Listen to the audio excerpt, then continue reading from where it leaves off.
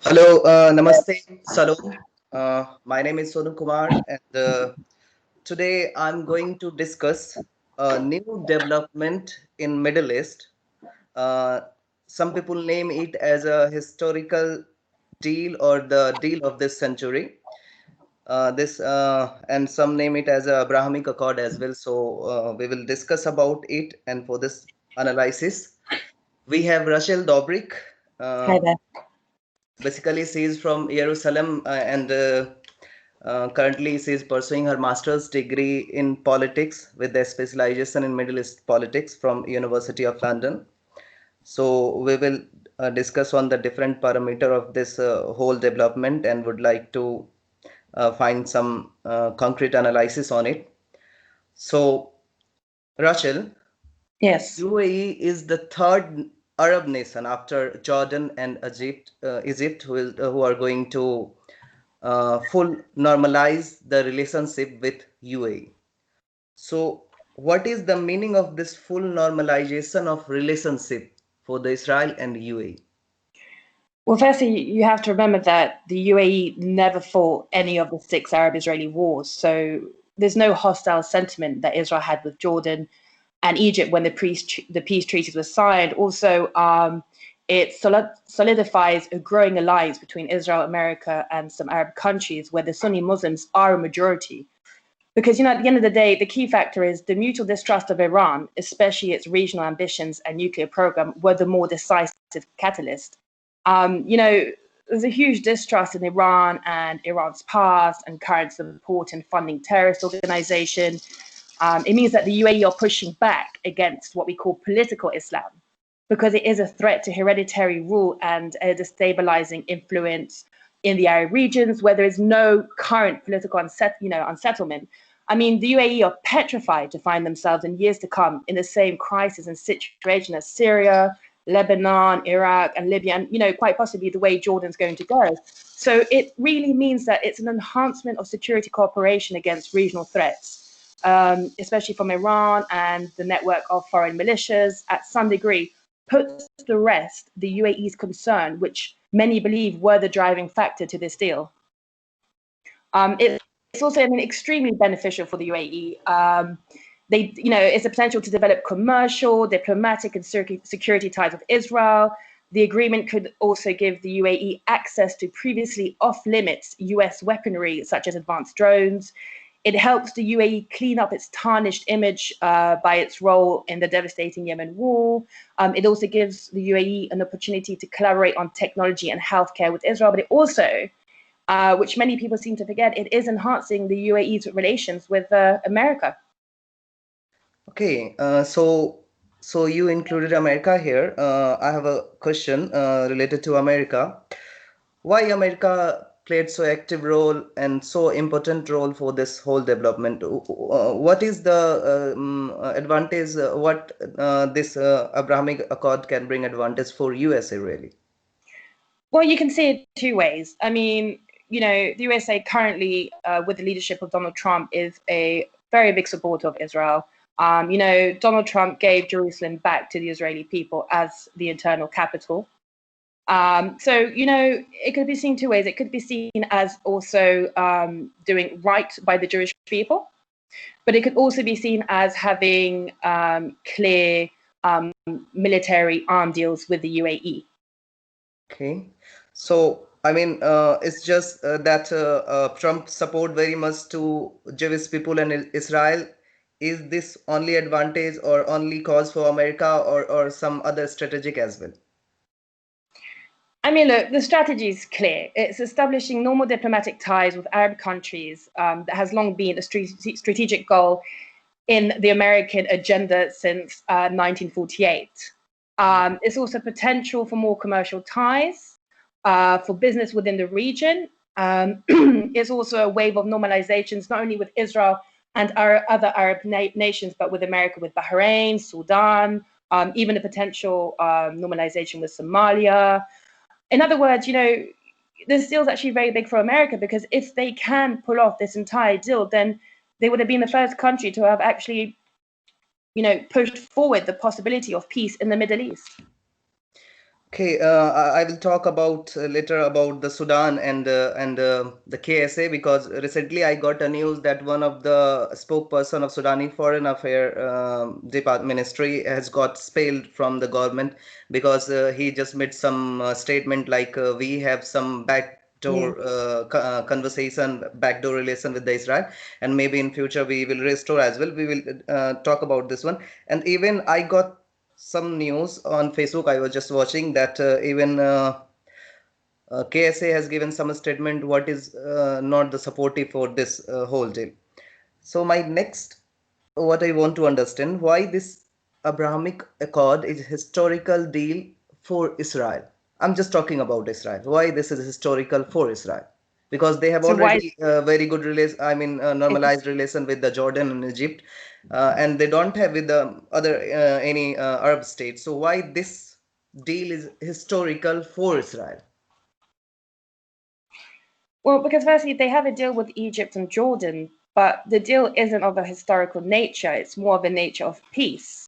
Don't forget, they fought during the 6 Israeli wars. There's nothing that comes out of it. There's no business deals or really diplomatic ties being made. But with the UAE, there's a potential, as I mentioned before, for commercial ties, for business, for a wave of normalization that's going to spread through the Middle East. And it's also, a way for Israel that will no longer be demonized and most probably recognized for its contribution to the world in all the fields that it has gone unnoticed, because UAE do hold quite an important position in the United Nations. And, this will be a support whereby Israel will be given a fair chance. Uh, I want to ask that is it equally benefiting for the UAE? Because I would like to quote a statement from the Minister of State for Foreign Affairs of UAE that it was a badly required step. So what do you think? Why it is a badly required step for UAE? A badly required what, sorry? A badly required step, badly required development, badly required deal for A UAE. badly It is a required deal. statement from the Minister of State for Foreign Affairs. Well, it's not a bad deal. I mean, look, Iran is the current biggest threat for the UAE, for Kuwait, for Saudi Arabia. Don't forget, the UAE have never fought a war. They might have all the equipment, but they don't know how to use it. So, the quote that it's a badly developed deal is absolutely wrong, because it's not only an amazing deal in the sense, as I mentioned, as business, but it also enhances the security of the UAE against regional threats, especially from Iran and the network of foreign militias to some degree. That the UAE cannot afford to find themselves at war with Iran the way Saudi Arabia is heading for. So the fact that it's called a badly developed deal, I believe, is only used as a forefront, um, to not show complete non-allegiance to the Palestinian people, put it like that. They have to say something bad in order for it to be more accepted, even though it isn't. As you are mentioning many times, security and the common threat for not just both for Israel or UAE, but also America in the Middle East. So, as the news are coming out, like USA is going to withdraw their troops and they are going to limit themselves in Middle East and Southeast Asia. Even they are going to withdraw from Afghanistan as well. So, do you think that will Israel be a new captain of security instead of America in the Middle East? I mean, is Israel going to replace America in Middle East for the security of Arab states? No, not at all. Israel's not going to replace, the security for anyone in the Middle East. I mean, Israel will always pledge allegiance to the Kurdish people, which I think is absolutely right.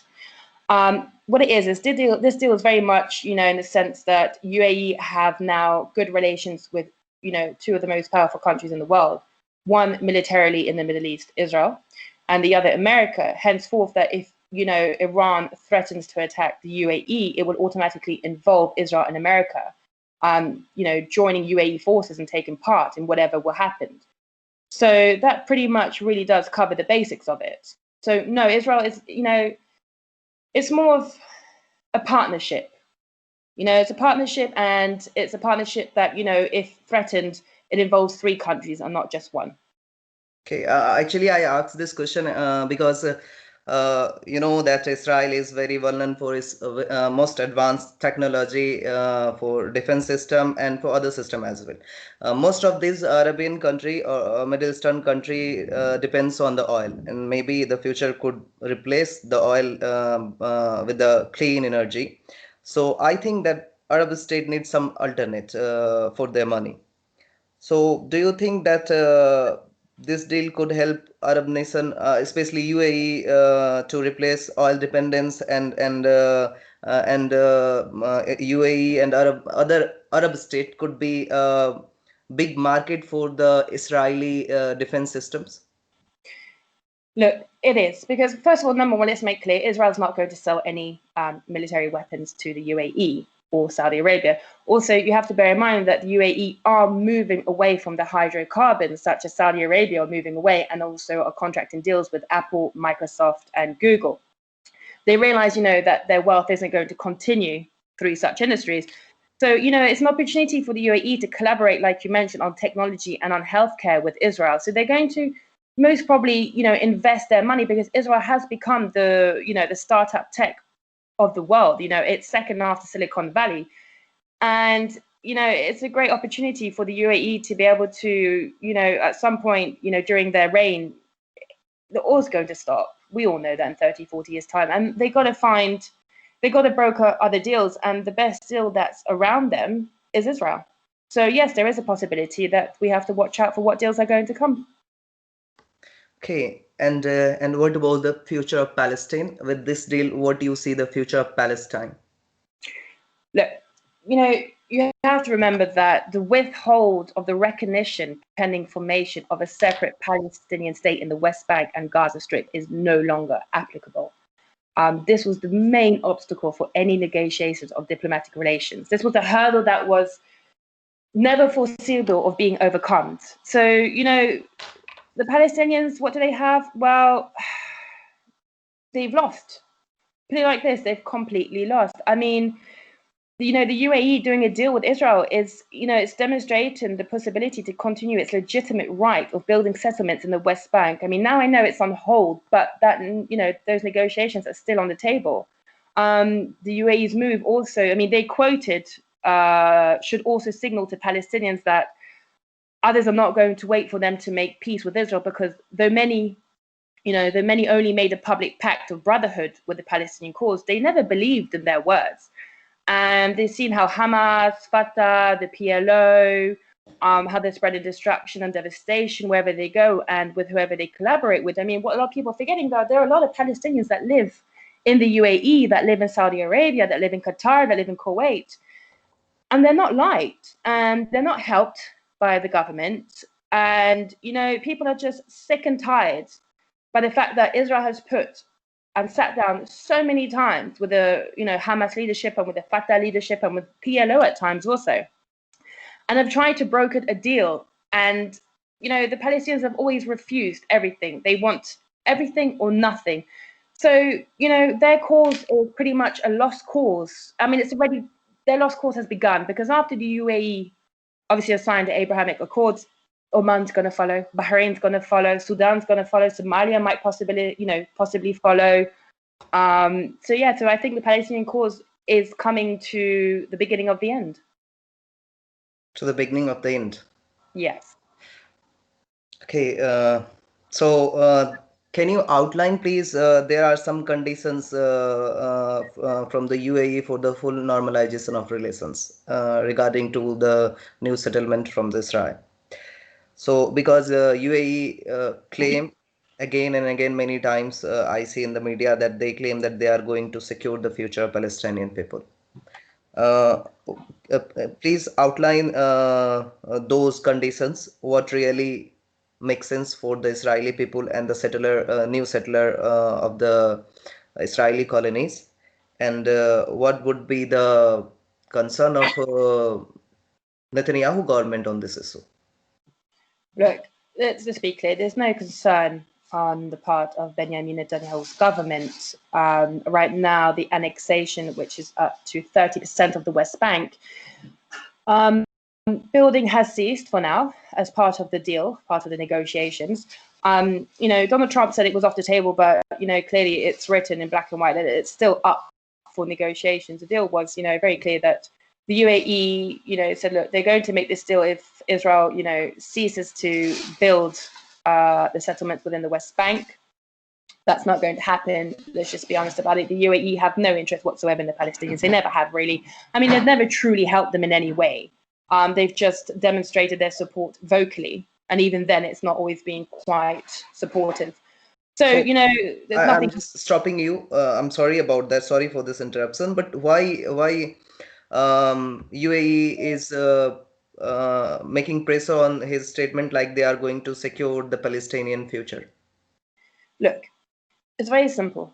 If they don't demonstrate any force support towards the Palestinian people, then, they don't want to lose faith within their own words, from the past where they were fighting, I quote, You're talking about Islamic world, Islamic Ummah, Islamic world. No, I'm not talking about Islamic world. I'm talking about take Qatar for an example.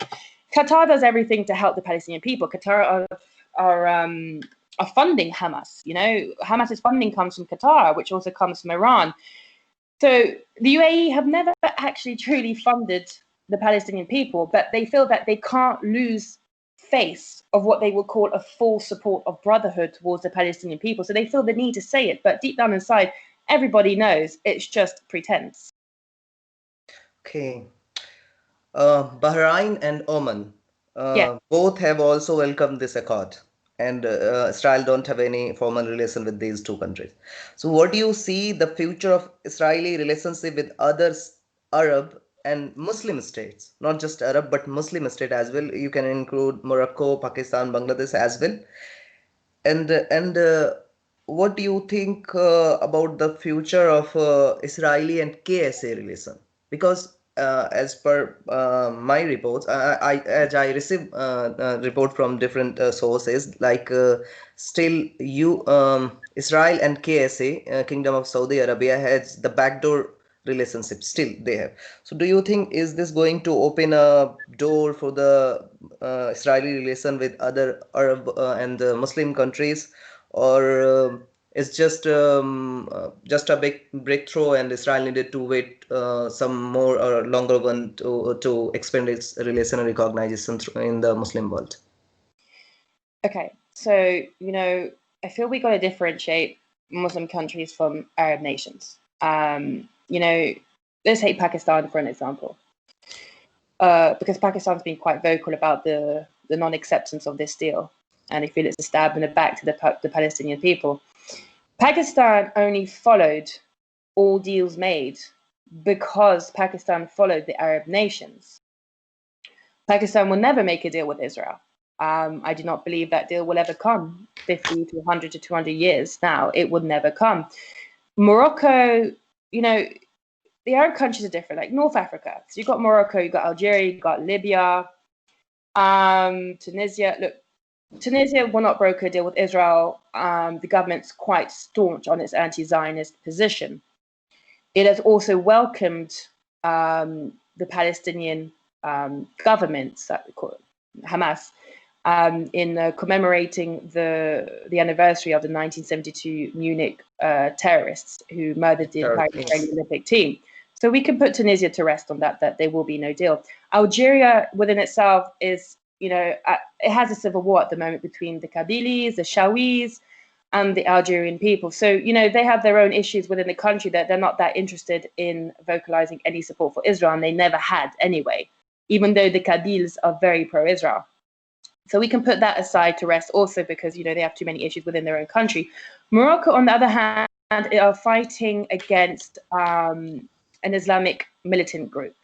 The king of Morocco, Mohammed VI, son of Hassan II, is petrified that Morocco is going to turn out like Iraq or like Syria, like Lebanon, where the extremists are going to come into power. So brokering a deal with Israel would help them surpass that scare and possibly show the country that there's a lot more to happen, that Israel's not as bad as everyone thinks it is. So, there's a possibility there because they're also very open-minded.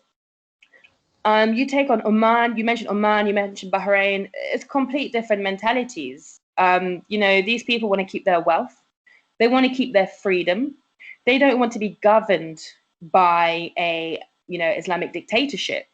So if it means creating a deal with Israel, then they really will. They don't have support for the Palestinian people like everyone else thinks that the Muslim Brotherhood have. At the end of the day, everyone's going to think of their own country, because look at the terrible disruption happening in the Middle East, where it's just collapsing country by country by country, and that is what's causing people, countries and nations to want to get closer to Israel. Oman, Bahrain, Qatar, they will not be a deal with Qatar. Qatar is officially the main funder for Hamas. It's also close to Iran. Iran funding Hezbollah, fighting Syria, fighting Bashar al-Assad. We can forget about them. Bangladesh, I don't know. There is a very strong anti-Zionist movement in Bangladesh. I don't know enough to give you my personal political opinion on the matter, but I've never seen nor expect to see relations evolve there. Afghanistan obviously is a country that can't create relations. It's broken down. Iraq's broken down. So, at the end of the day, I think we're just going to focus on Saudi Arabia, UAE, Kuwait, Oman, Bahrain, and see what happens from there. And, most probably Somalia and Sudan might follow through. Okay, so I think these days we see the three pole of this whole Islamic world. One is led by KSA, one is led by Iran, and these days Turkey and Malaysia both are trying to make a new pole for this Islamic world. What is really a big concern for the Arab states, especially KSA and Saudi Arabia. I would like to mention about Turkey, because you have very old tie with the Turkey. Still, Turkey maintain a embassy in Tel Aviv, and Israel has a embassy in Istanbul. But the statement what comes from Erdogan and the Turkey state is very strong. Even it Erdogan said that it is shameful, and maybe they can break the relationship, the ties with UAE on this issue, while they are already maintaining their full diplomatic relation with Israel. So, how you see the future of the relationship of Israel and Turkey?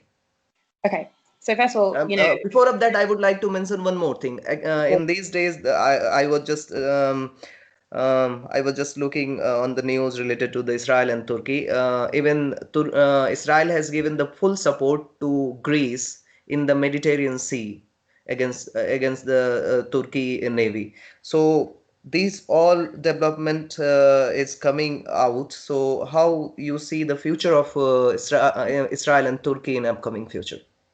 Okay, so, going back to 1949, more precise, March 1949, their relations were formalized when Turkey was the first Muslim majority country to recognize the state of Israel.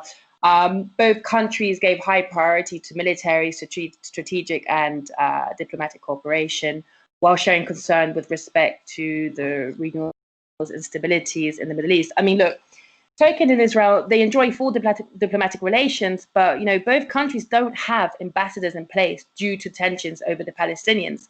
Since Erdogan, the relations have collapsed dramatically, and in my opinion, the full diplomatic relations we see today is just a front. There's no cooperation going on behind closed doors. When the matter comes to the reaction on the Israeli UAE deal, Turkey's publicly said that it's considering withdrawing its ambassador to Abu Dhabi and thus severing all diplomatic ties. But don't forget that Ankara and the UAE have had a very combative relationship since 2016, the failed coup in Turkey, when Turkish officials began to publicly question whether the crown prince of Abu Dhabi, Mohammed bin Zayed, has something to do with the conspiracy. The two countries are locked in a bitter regional struggle anyway, before this deal was brokered. Which recently intensified in Libya, where they support opposing parties. And by opposing parties, I mean opposing terrorist organizations. Last month, the Turkish Minister of Defense, Hulusi Akar, accused the UAE of committing, quote, malicious acts in Libya and in Syria and vowed that Ankara would hold it accountable. He quotes, that they will get their punishment in the right place and at the right time. He also believes that they have the intention of harming Turkey, and that he also mentioned that the UAE should consider its size and the extent of its influence. So, this still gives Turkey the final blowout opportunity to sever all ties and to back the claims made above by demonstrating how the UAE are creating normalized relations with a country that is perceived as nothing less than an occupying Jewish, thieving, and destructive force in the region. I mean, that's how they see Zionism. So, there were already struggles before this deal between the UAE and Turkey. And, it's pretty much given Turkey the opportunity to really give it credibility to sever ties. What's going on with Greece, and I'd like to mention Cyprus within it, because Cyprus is part of what I'm going to mention next concerning a water deal. There's always been issues between Greece and Turkey on territory and on the waters, where the borders are really. But the support between Israel that, Israel's offering Greece, so first of all, progress was made in both countries in 1990 after the signing of the relevant joint statement by the governments of the late Konstantinos Mitsotakis and Yitzhak Shamir. So this resulted in growing efforts to intensify cooperation in all fields: foreign affairs, defense, innovation, cyber, agri-tech, science and academic, energy, health, environment, tourism, infrastructure, culture, sports, commerce, investment. I mean, I can keep going. But Israel is cautiously monitoring the increase in tension in the Eastern Mediterranean and expresses its full support and solidarity with Greece and with Cyprus over its maritime zones and the right to determine its exclusive economic zone. Israel strongly opposes attempts to violate these rights in a manner that endangers the stability of the Eastern Mediterranean and the Aegean Sea, which, it's violating international law and it's running counter to good neighborly relations, which are extremely important at the moment for Turkey, because Israel is siding with Greece. And, the East Med's gas pipeline route, a deal between Greece, Israel, and Cyprus, it's going to connect the gas fields. It's going to run not only through Europe, but it will be the longest underwater line pipeline in the world. So, Turkey's always harbored aggressive views towards Greece, also has taken military action, as history has demonstrated. So, Israel is going to back Greece and it is going to back Cyprus, and it's been doing it since 1990, and it's going to continue growing into a strong and flourishing relationship. So in the future, you think that when the regime will change in Turkey and there could be a pro-Israel leadership in Turkey, Turkey will become again more important than the Greece and Cyprus for the Israel? No, Turkey won't become more important. I think at the moment we can't really think like that right now. I think we need to focus more on, the allies we've got, the deals we've got going. I mean, we've got a very big underwater pipeline deal going through. Right now, Turkey, the government do not represent most of the people's views. The people are quite, pro-Israel. The people are quite westernized. They live just like the Israelis do. So I think until Recep Erdogan is out of power, until we see a more moderate leader or even liberal leader come into government, then obviously there will be a possibility that Turkey could have once again their very strong relations with Israel. So how meaningful is the relationship with Turkey? And what do you think that there could be some turn again with the relationship between UAE and Israel when the king will change, and there could be something like Turkey, how you have these days with Turkey. So do you think that there is any plan B to Israel if circumstances change like Turkey in future? Okay, so in other words, you're saying, if the UAE find itself in the Turkish position where there's no more relations with Israel, look, it's two different mentalities. You can't compare the UAE and Turkey. The UAE, their governing power is completely different in every single way to Turkey. Turkey has a leader, Erdogan, more like a dictator, and UAE have a monarchy. Turkey thinking more on the lines of wanting to govern the Middle East. UAE are thinking more of surviving within the Middle East. So no, I don't think they will be a backdrop like we had with Turkey. And how beneficiary is it for Israel? I mean, the polarization of this Muslim world into three poles. How beneficiary is it Israel or not? You mean how it's going to benefit Israel in normalizing its ties with the Arab and Muslim Not nations? just the normalizing, but just breaking the whole Muslim world into three poles, like Iran, KSA, and Turkey. Look, Israel didn't break the Middle East. The Middle East broke itself. The Middle East broke itself through its dictatorships, through its Islamic political terrorist units. You know, they broke themselves. You're right, the Middle East is split between Saudi Arabia, Iran, and Turkey. Iran, obviously, you know, trying to fund all the terrorist organizations who are, you know, very Islamically politically driven. You know, Saudi Arabia, even though Saudi Arabia are to blame for the Wahhabism that has caused and leading to this extremism developing throughout the Middle East, they are frightened now because the current king is, you know, the current crown prince, does not think like his predecessors. Turkey wanting to be the country that, you know, that solves all the issues, it's not going to happen. So yes, the Middle East is broken up into three different categories, but don't forget, Iran and Turkey are working together. Okay. Now I'm dragging you from Middle East to Southeast Asia. Actually, Pakistan is something we needed to talk about. Pakistan is the only Islamic state. I'm saying Islamic State, not the Islamic Republic, because we all know that the all security deal and even the foreign policy is dealt by Pakistani army, not the democratic government, not by the democratic elected government. So Pakistan is the only Islamic state which has nuclear power.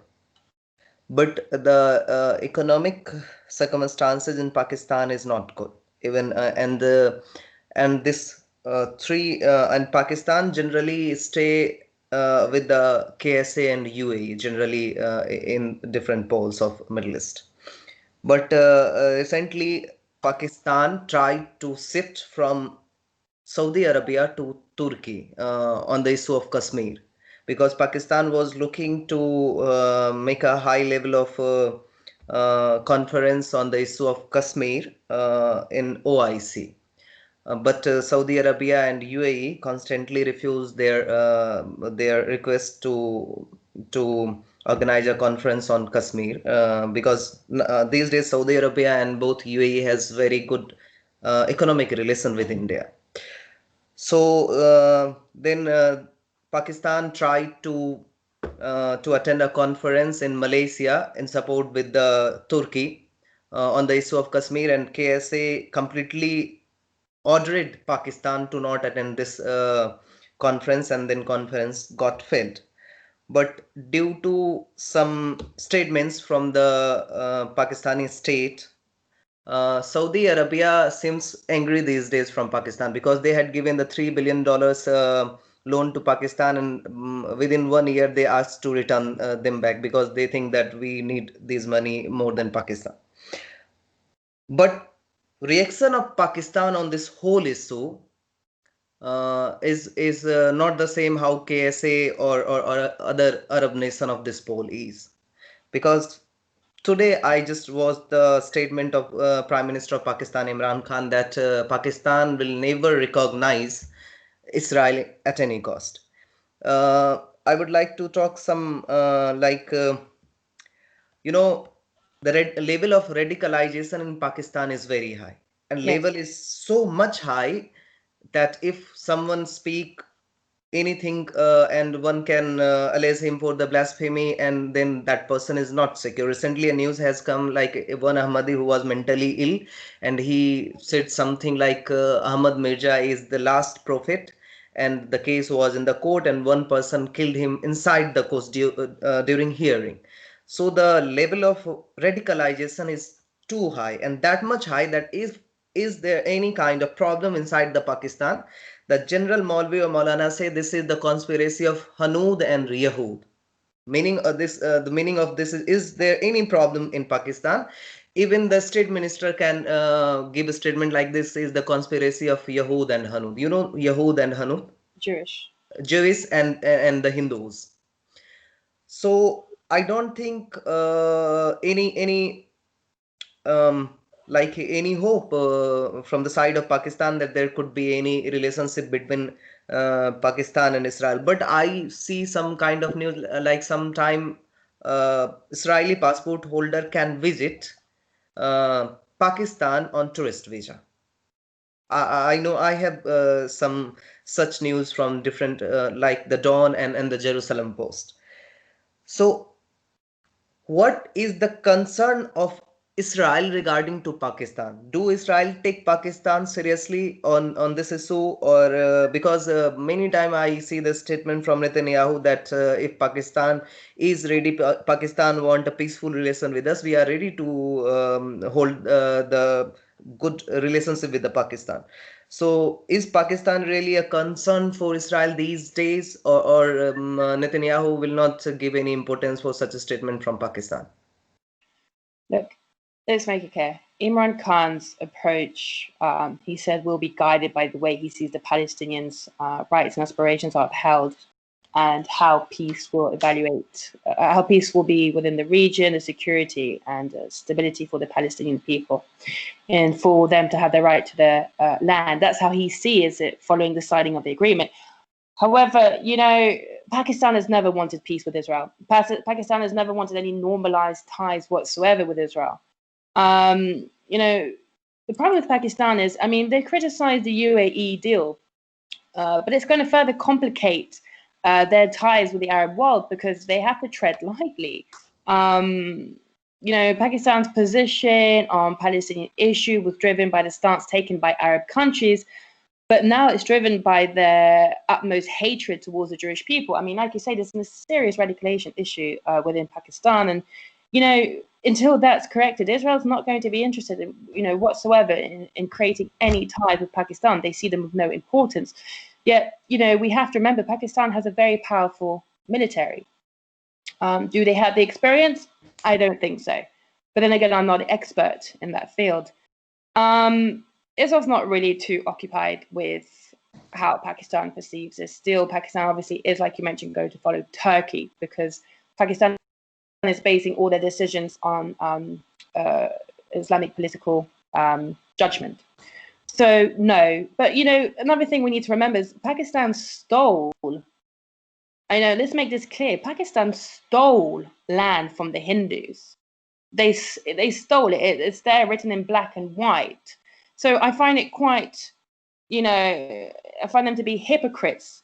They find that they won't agree in recognizing the state of Israel, which is legitimately Jewish land given to the Jews thousands of years before the creation of the religion of Islam. Yet the Pakistani, government find it suitable to steal the land from the Indian people, from the Hindus. I mean, look, Pakistan really has no credibility in whatever they say. They're just governed by Islamic extremism, and at the end of the day, people just take it with a pinch of salt. Yeah, actually, yes, we all know that Pakistan is governed by the Islamic extremists, and even we know that the Pakistani land is stolen by Hindus because the whole Hindu civilization has grown in Pakistan. The Sindh is now in Pakistan, and we are called Hindu due to that Sindhu River. And our civilization start with the Indus Valley River. The Sindhu River is called Indus River in English. So that is not the concern. The concern is that Pakistan is a nuclear state, the only Islamic state with nuclear arm. So does Pakistan really make sense? No, I mean, Pakistan was Pakistan. Okay, they've got nuclear weapons. Do you think Pakistan is really going to risk their position? Because they're quite comfortable at the moment.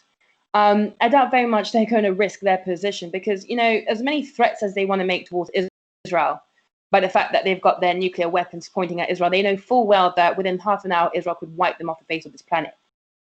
Pakistan's just trying to be the big boy within the Islamic world, when in actual fact, they're nothing more than an ant that could be squashed within half an hour. Okay. Uh, that's really a very strong statement from you. Uh, Actually, I'm dragging you from Pakistan to India. Uh, I think India has really a very, Israel has really a very important relationship with India Yes. because uh, India is not just the largest um, importer of arms from Israel, but India has one of the very trusted friend of Israel, not in this region but the globally, I think. Yes.